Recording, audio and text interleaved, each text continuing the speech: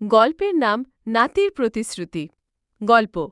এক গ্রামে দাদু আর তার ছোট নাতি রাহিম থাকত। দাদু খুব ধার্মিক মানুষ ছিলেন।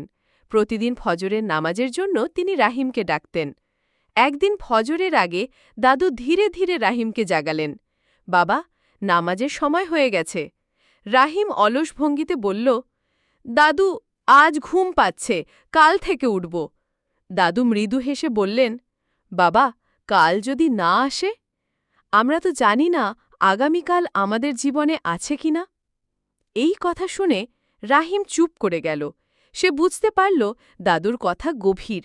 সেই দিন থেকেই রাহিম প্রতিদিন ফজরের নামাজে উঠে মসজিদে যেত। কয়েক মাস পর গ্রামের এক বৃদ্ধ মারা গেলেন। দাদু রাহিমকে নিয়ে জানাজার নামাজে গেলেন। ফেরার পথে দাদু বললেন, দেখো বাবা, জীবন খুব ছোট।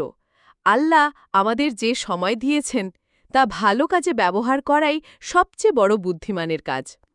রাহিম প্রতিজ্ঞা করল, দাদু, আমি নামাজ, কুরআন শিক্ষা আর ভালো কাজের পথে থাকব। এই প্রতিশ্রুতি আমি আজই দিচ্ছি। সেদিন থেকে রাহিম গ্রামের সবার কাছে আদর্শ নাতি হয়ে উঠল।